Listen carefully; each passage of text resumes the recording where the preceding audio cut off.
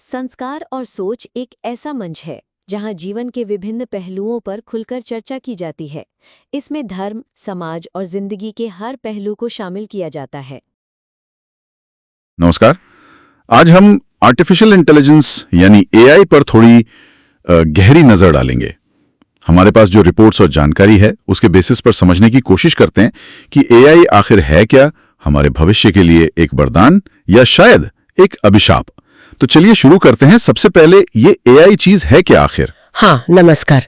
देखिए, सीधे शब्दों में कहें तो एआई मतलब आर्टिफिशियल इंटेलिजेंस एक टेक्नोलॉजी है जो मशीनों को इंसानों की तरह सोचने, सीखने और फैसले लेने की काबिलियत देती है। अच्छा, ये सिर्फ एक प्रोग्राम नहीं है बल्कि एक सिस्टम है जो डेटा से लगातार सीखता है और बेहतर होता जाता है।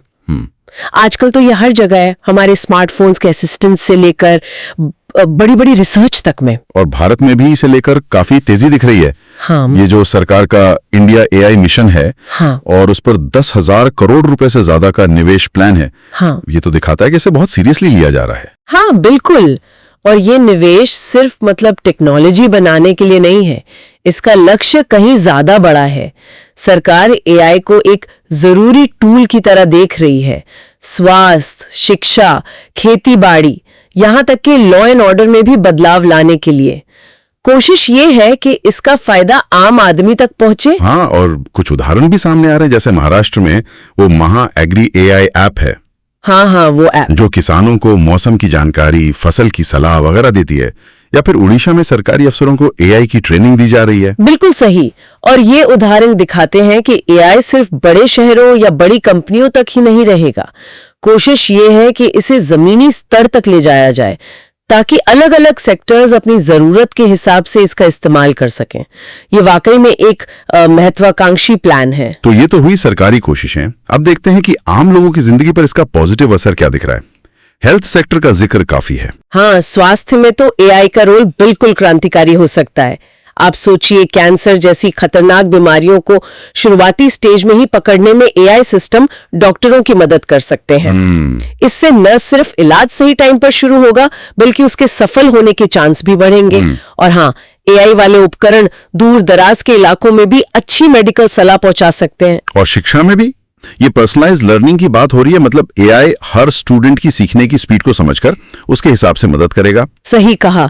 ये जो पारंपरिक क्लासरूम वाला तरीका है ना, उससे काफी अलग और शायद ज्यादा असरदार हो सकता है। कृषि में भी देखिए, एआई किसानों को रियल टाइम में मौसम का हाल बता सकता है, मिट्टी की सेहत कैसी है, कीड़ों का खतरा तो नहीं, ये सब जानकारी। अच्छा, इससे फसल अच्छी होगी, नुकसान कम होगा।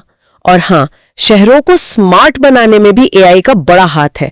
ट्रैफिक मैनेजमेंट हो या बिजली पानी की सप्लाई को बेहतर करना हो। ये सब सुनने में तो बहुत ही बढ़िया लगता है, जैसे एआई हर मुश्किल का हल हो। लेकिन सिक्के का दूसरा पहलू भी है और इस पर भी काफी बात हो रही है। सबसे बड़ी चिंता शायद नौकरियों को लेकर है। हाँ, ये चिंता वाकई बहुत बहुत गंभीर है। देखिए, ऑटोमेशन कोई नई बात नहीं है, पर एआई जिस स्पीड से और जिस बड़े पैमाने पर नौकरियों पर असर डाल सकता है ना, वो पहले कभी नहीं देखा गया। Call centre, data entry, customer service, यहां तक कि ट्रांसलेशन और थोड़ा बहुत लिखने का काम भी, ये सब तेजी से ऑटोमेट हो रहा है।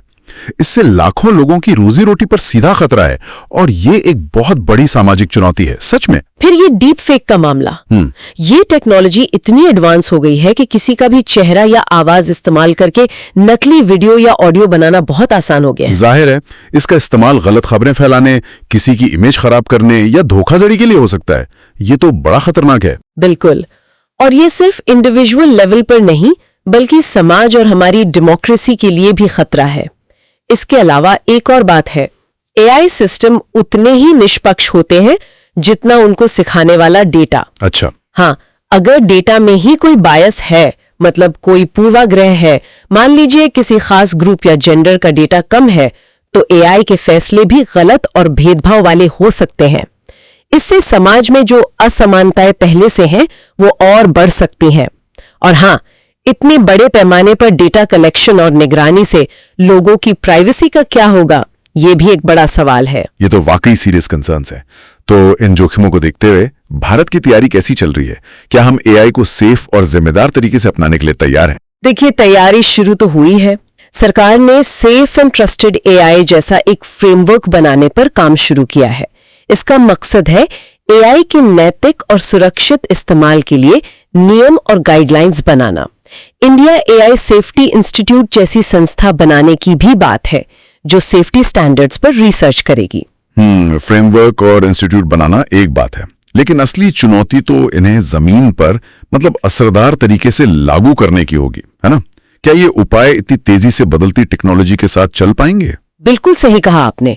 पॉलिसी को कागज से जमीन पर उतारना, राज्यों के साथ कोऑर्डिनेट करना, स्किल्ड लोग तैयार करना, डिजिटल इंफ्रास्ट्रक्चर बनाना, ये सब बहुत बड़ी चुनौतियां हैं। नियम बनाने के साथ साथ ये देखना भी जरूरी है कि उनका पालन हो रहा है या नहीं। तो कुल मिलाकर जो बात उभर कर आ रही है वो ये है कि एआई एक बहुत पावरफुल टूल है, एक दोधारी तलवार की तरह। इसमें तरक्की की जबरदस्त संभावनाएं हैं, तो वहीं गंभीर सामाजिक और नैतिक खतरे भी हैं। हाँ, ये सिर्फ एक टेक्नोलॉजी नहीं है, ये एक ऐसी ताकत है जो हमारे समाज, हमारी अर्थव्यवस्था और हमारी रोज की जिंदगी को पूरी तरह बदल सकती है, अच्छे के लिए भी और बुरे के लिए भी। अवसर भी हैं, चुनौतियां भी।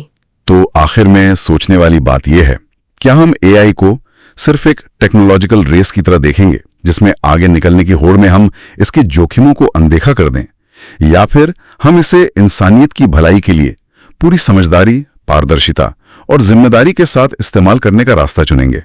भविष्य शायद इसी चुनाव पे टिका है। इस पर सोचना बहुत जरूरी है। उम्मीद है आज की इस चर्चा से एआई के अलग अलग पहलुओं को समझने में थोड़ी मदद मिली होगी। अगली बार फिर मिलेंगे एक नए विषय के साथ। नमस्कार। नमस्कार।